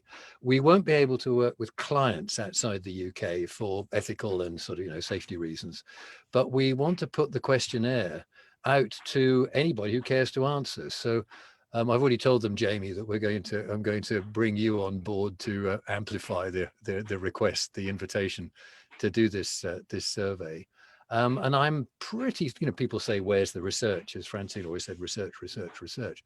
And at the beginning, people were saying, well, how do you know EMDR works online? Where's the research that tells us it's safe to do? Well, guess what? Talk about practice-based evidence as opposed to Exactly. Evidence-based practice. We have so much evidence from the last year, and we're going to have a go at capturing some of that into a proper research publishable project, and we'll keep you posted. Great, thank you, Mark. So as we wind down our time, in the chat, I'm going to share the individual websites of different people on this panel and their projects that they're involved with. The question is to kind of wrap this up, and who knows what is going to happen with the pandemic. And I read something at the beginning of this, that during the 1918 flu, it took 4 years for life to, and I don't like that phrase, get back to normal, because I don't think normal exists really. And I also think there's a lot of things I don't want to go back to about the way the world was before. But I went into this preparing for the long haul, that we would be dealing with 3 or 4 years of some upheaval here. So whenever the world gets back to maybe more the way we were used to, do you think online is still here to stay, whether when it comes to working clinically or working with training? Any of you, go for it. Yeah, 100%. I think this isn't just going to be a few years of impact. This pandemic is going to impact our world forever. So yeah, I think there's definitely some benefit to being in person with some of my clients. I think there's also a huge benefit to many of my clients to working from home. So it's going to be client to client, as we should be, I would say. I think this has been probably the biggest single and most instantaneous shift in the world of psychotherapy that's ever happened. And there's no going back. I think even from a management standpoint, is already being in talks with my wife and my family, as far as like, it used to be that, you know, if I had an 8 o'clock client, I might as well book a 9 o'clock client because traffic was going to be better coming home. And now being able to be in my environment around my kids, that I think it's going to even shape the way that we access our businesses, that and I hope that has a lasting impact that allows for us to remain engaged in our personal lives as well, a lot better, that helps us to show up better for our clients. Anyone else want to comment then on that who hasn't? I think your question is equivalent to asking, are we going to have computers for good? Or Good one, André. Oh, yes, but I still like to use the pen and paper. Yeah, I'm old school that way too. I keep conventional notes. Yep. Yeah, I think it's important. It helps to be more creative, but I think it's here to stay. Very good. I think it's been a long time coming. So, and I don't think it's going to go anywhere either. So, yeah. But I'm like y'all. I like keeping notes too, pen and paper all day.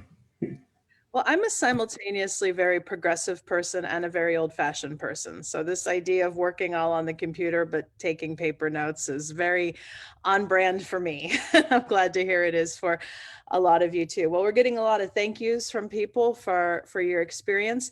For those of you who are still watching live, this will be up on Facebook pretty much indefinitely as a recording, and I'm also going to be bouncing a version over to YouTube. So if you found this useful, please feel free to share it along. I love doing this kind of learning, because Mark mentioned practice-based evidence, and part of the both and is, yes, we need research, and lived experience is also legitimate inquiry. I'm a phenomenologist. I train as a phenomenologist, and this might not be anything we would ever have the time to write up as a paper, what we just did today, but it is a way of definitely getting experience out into the world. So I have put everybody's contact information. Suzi, you could find through the ICM portal as well, along with me. Her trainings are listed up there and her consultation information. Blaise is going to be doing more work with us. Curt's listed as a consultant, but I've also put the Therapy Reimagined website up as well. His podcast is really quite excellent. And Mark, Jamie is not saying that she is like the keynote speaker of the 2021 Therapy Reimagined conference. So come and see Jamie in all of her glory too. you think we're going to have a conference in LA in September, or are we totally playing that by ear? Totally playing it by ear. Got it. And then Mark is EMDR Focus. I've put his information up. And André, I don't know if I'm saying this right. Espacao da mente? Am I close? Espaço da mente. Space of the mind. Oh, this is Espaço da mente. Yeah. Okay. I see it now. Very, very good. Thank you so much. And for wherever you're at in the world, we appreciate your appreciation. And please feel free to stay in touch and keep having these conversations. Bye, everyone.